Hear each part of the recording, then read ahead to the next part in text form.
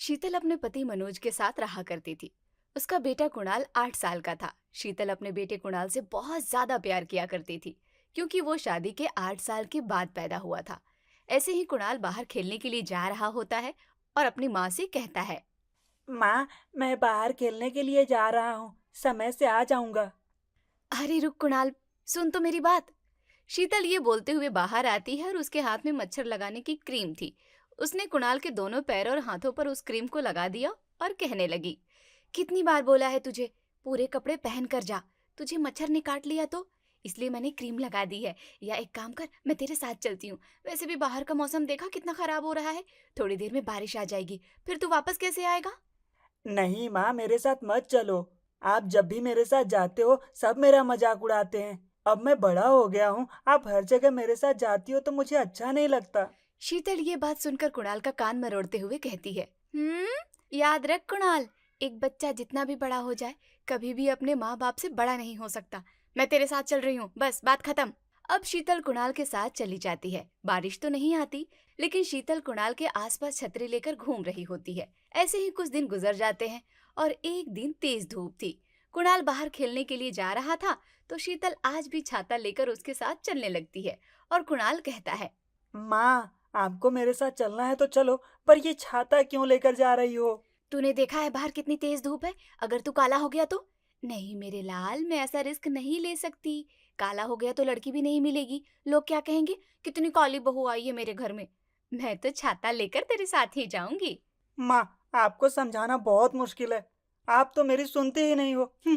शीतल कुणाल के साथ चली जाती है। कुणाल जहाँ खेल रहा होता है, वहीं शीतल उसके पास छाता लगाए खड़ी थी, ताकि उसके बेटे को धूप ना लग जाए और वो काला ना हो जाए। इन सब चीजों को देखकर आसपास खड़े हुए लोग भी कुणाल का मजाक बना रहे थे और तरह तरह की बातें कर रहे थे। अरे देखो तो, कैसी माँ है, अपने बेटे को थोड़ी देर के लिए अकेले भी नहीं छोड़ती। और यहाँ बेचारा बच्चा धूप में खेल रहा है तो भी छाता लेकर खड़ी है। ठंड की धूप है, बच्चों के शरीर को मजबूती ही करेगी, लेकिन इसे कौन समझाए। वे लोग बातें कर ही रहे थे, लेकिन शीतल को उनकी बातों से कोई फर्क नहीं पड़ रहा था, क्योंकि शीतल को बस अपने बच्ची की फिक्र थी। उसे कुछ नहीं होना चाहिए।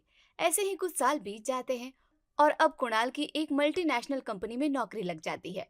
कुणाल देखने में बहुत हैंडसम था और शीतल भी उसका बहुत ज्यादा ख्याल रखा करती थी। ऐसे ही एक दिन कुणाल जब ऑफिस से थका हारा घर आता है और सोफे पर बैठता है, तभी शीतल आती है और उसके पीछे से आकर अपने पल्लू से उसका मुंह पोंछने लगती है। अरे मेरा लाल, कितना ज्यादा थक गया है। कितनी बार बोला था तुझे कि कोई आसान सा काम कर ले, लेकिन तुझे तो मल्टीनेशनल कंपनी में मैनेजर ही बनना था। देखो, चेहरा कैसे पीला कर दिया है उन लोगों ने मेरे बेटे का। अरे माँ, आप जब देखो मेरी चिंता करती रहती हो। भले ही वो लोग मेरा खून चूसते हैं, लेकिन मुझे करोड़ों का पैकेज भी तो देते हैं ना साल का। थोड़ा बहुत मुझे भी तो एडजस्ट करना ही पड़ेगा ना।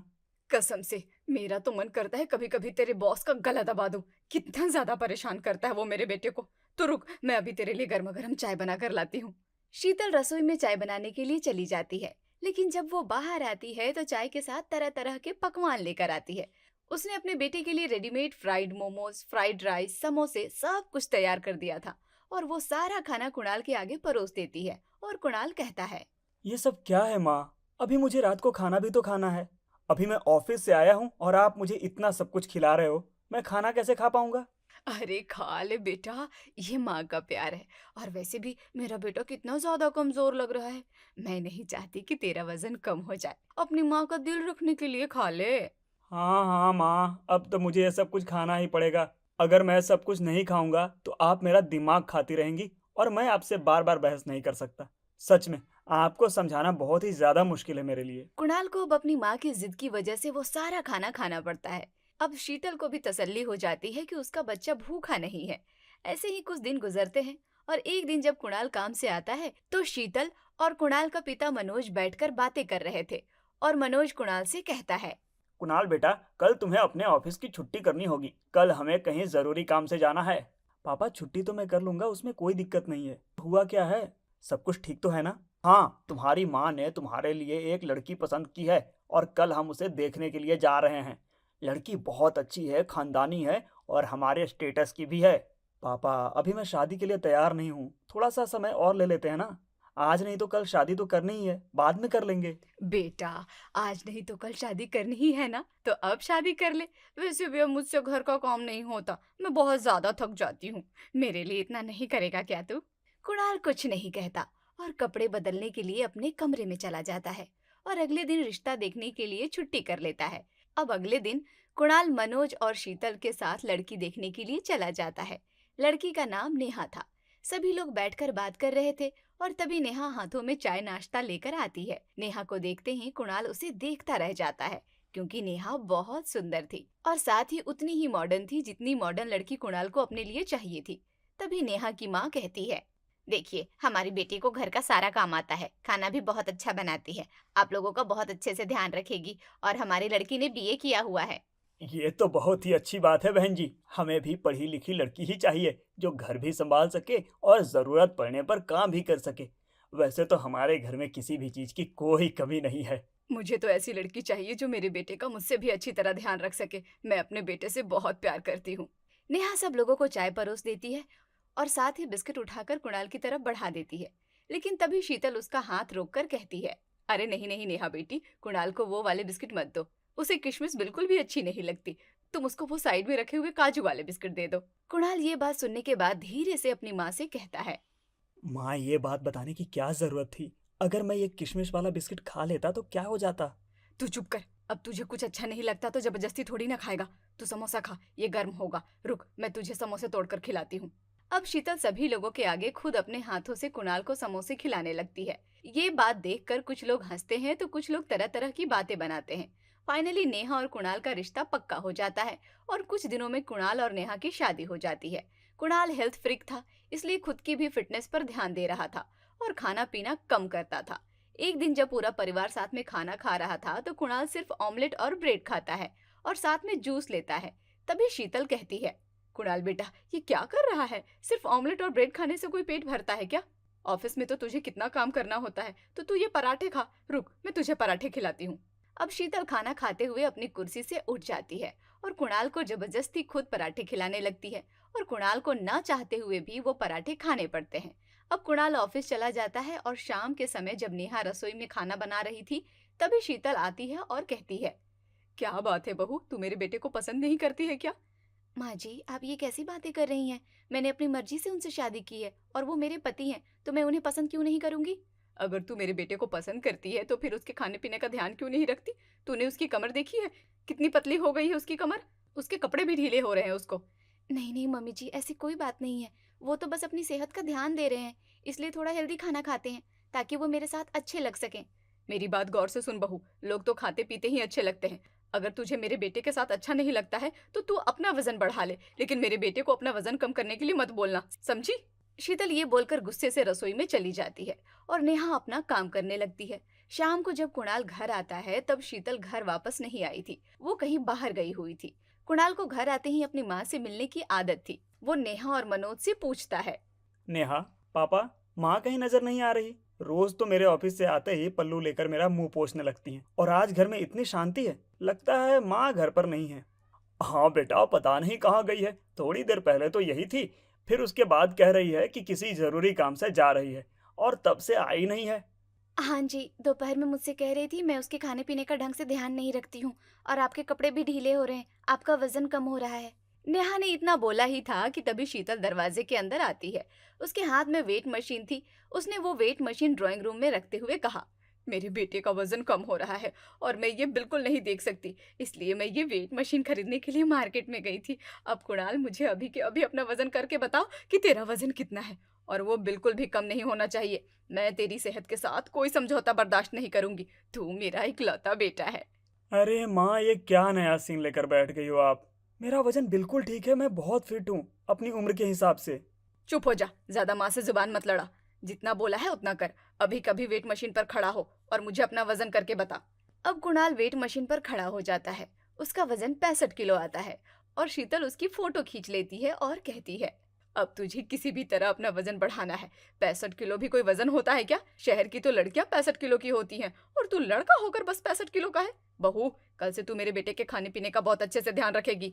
ठीक है माँ जी, जैसा आप बोलेंगे वैसा ही होगा। नेहा ये बोलकर रसोई में चली जाती है। जिसके बाद अगली सुबह जब वो खाना बना रही थी तो शीतल खुद ही वहां आकर खड़ी हो जाती है और कहती है, बहू, आज से सुबह का नाश्ता बनवाने में मैं तेरी मदद किया करूंगी और वही खाना मेरा बेटा लंच में ले जाएगा। रात के समय तो कुछ हल्का खा लेंगे तो भी चलेगा। तो एक काम कर, मेरे बेटे के लिए तंदूरी पराठे बना दे और साथ में बढ़िया सी सब्जी। और एक काम कर, कुछ कुलचे भी बना दे, उसे कुलचे बहुत अच्छे लगते हैं। आज सूजी के कुलचे बनाएंगे और कल आटे के, और वो भी देसी घी से। माँ जी, कुणाल जी इतना हैवी खाना खा लेंगे, आपको लगता है? मैं बस इतना जानती हूँ कि मुझे मेरे परवरिश पर पूरा भरोसा है। वो कभी भी अपनी माँ की बात नहीं टालेगा। तू बस बना दे। अब सुबह सुबह नेहा अपने पति के लिए तंदूरी पराठे और सूजी के कुलचे बना देती है और मलाई पनीर की सब्जी और सोयाबीन की सब्जी बनाकर नाश्ते के टेबल पर रख देती है। ये देखकर कुणाल कहता है, माँ ये क्या है? मैं सुबह सुबह क्या सूजी के कुलचे और तंदूरी पराठे खाऊंगा? मानता हूँ कि मुझे कुलचे अच्छे लगते हैं, लेकिन सुबह सुबह। माफ करना कुणाल जी, ये बात पूछनी है तो मम्मी जी से पूछिए। मैंने तो बस वो बना दिया जो मम्मी जी ने मुझे बनाने के लिए कहा था। कुणाल बेटा, तेरा वजन कम हो रहा है। कल को तुझे परिवार का वंश भी आगे बढ़ाना है। अपने खाने पीने का ध्यान देगा तभी तो हम सबका ध्यान रख पाएगा ना। चुपचाप खा ले, तुझे मेरी कसम है। शीतल की कसम की वजह से अब कुणाल कुछ नहीं कह पाता और सुबह सुबह तंदूरी पराठे और कुलचे खा लेता है। ऐसी ही अगली सुबह जब शीतल रसोई में आती है तो नेहा पूछती है, माँ जी, बता दीजिए आज क्या बनाना है खाने में, वही बना दूंगी। एक काम कर बहू, आज छोले की सब्जी और आटे के कुलचे बना दे और आज उस पर बटर लगाना ताकि मेरे बेटे को कुछ अलग खाने को मिले। इतनी देर में मैं समोसे तल देती हूँ। सुबह सुबह मेरा बेटा समोसा खाएगा तो उसका दिल खुश हो जाएगा। ठीक है माँ जी, लेकिन मैं अपने लिए पोहे बनाऊंगी। इतना हेवी खाना मुझसे खाया नहीं जाएगा। क्या मैं अपने लिए पोहे बना सकती हूँ? ठीक है बहू, जैसी तेरी मर्जी। तू अपने लिए पोहे बना दे और ससुर जी के लिए भी पोहे बना दे। उन्हें भी पोहे बहुत अच्छे लगते हैं।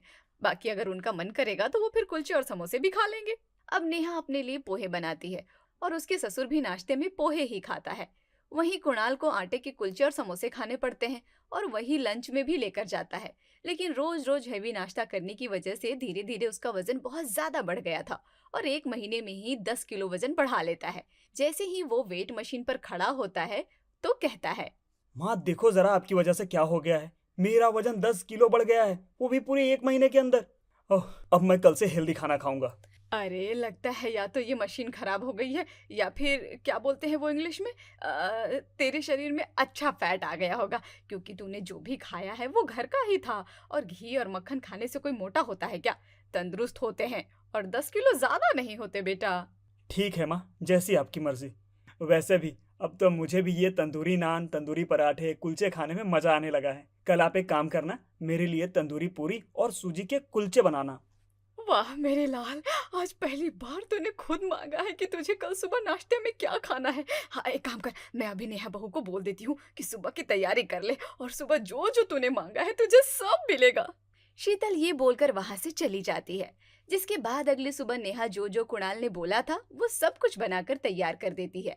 ये सब कुछ देखकर नेहा को भी अजीब लग रहा था कि कुणाल का वजन बढ़ता जा रहा है, लेकिन वो कुछ बोल नहीं पा रही थी। ऐसे ही 2 महीने और गुजर जाते हैं और अब कुणाल जब जैसे ही वेट मशीन पर खड़ा होता है तो जो वजन उसका 65 किलो का था वो अब 100 किलो के पार हो जाता है। ये देखकर कुणाल कहता है, ओह तेरी, ये क्या हो गया? मेरा वजन तो 100 किलो हो गया माँ। क्या अब भी आप यही कहोगी कि खाते पीते घर के लड़कों का वजन इतना होता है? शीतल घबरा जाती है और नजरें नीचे झुका लेती है। उसे समझ में नहीं आता कि वो क्या करे। और नेहा कहती है, माँ जी, कुणाल जी पहले ही अच्छे थे। अगर मुझे पता होता कि शादी के बाद आप उन्हें खिलाकर इतना मोटा कर देंगी तो मैं कुणाल जी को कभी सिलेक्ट नहीं करती। भला 100 किलो का पति किसी को अच्छा लगता है क्या? सच बताऊं नेहा बहू, तो 100 किलो का बेटा भी किसी को अच्छा नहीं लगता। लगता है मेरे लाड़ प्यार ने इसे कुछ ज्यादा ही बिगाड़ दिया है और इसका वजन भी बहुत ज्यादा बढ़ा दिया है। अरे ऐसे कैसे शीतल?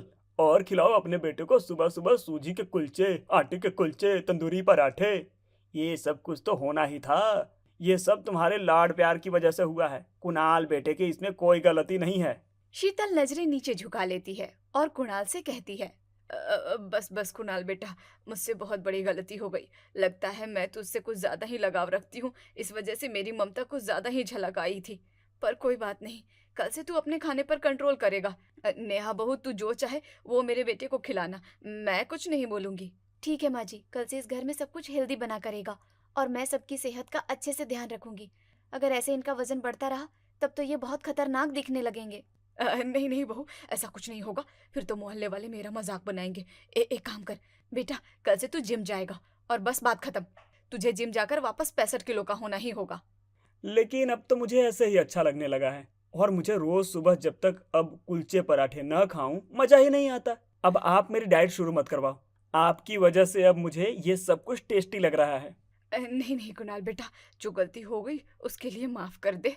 अब कल से तू जिम जाएगा मतलब जाएगा, तुझे मेरी कसम है, बात खत्म। ज्यादा लाड़ प्यार भी करना गलत होता है। ज्यादा लाड़ प्यार करने से हम खुद के ही बच्चे का नुकसान कर सकते हैं। आज मैंने इस बात का जीता जागता उदाहरण देख लिया है। और रही बात वेट मशीन की, तो इसे उठाकर फेंको, इसकी जरूरत नहीं है हमें। कुणाल अपनी नजरें नीचे कर लेता है, क्योंकि वो अपनी माँ की कसम के आगे तो कुछ बोल ही नहीं सकता था। और उसके बाद अगले ही दिन से वो जिम जाने लगता है और वापस कसरत करके अपने वजन को कम करने की कोशिश करता है। वहीं दूसरी तरफ नेहा उसके खाने पीने का बहुत अच्छे से ध्यान रखती है। उसे हेल्दी खाना बनाकर खिलाती है। जो सुबह सुबह उनके घर में तंदूरी, पराठे, कुलचे और तेल से तला खाना बना करता था, नेहा उसे हेल्दी खाने से रिप्लेस कर देती है। धीरे धीरे कुछ महीने लगते हैं, लेकिन कुणाल वापस अपनी शेप में आ जाता है। उसके शरीर में फिर से वही एनर्जी आ जाती है जो पहले हुआ करती थी। और शीतल भी अब कभी भी अपने बेटे से बेकार की जिद नहीं करती, जो कि आगे जाकर उसके बेटे को खुद ही नुकसान दे।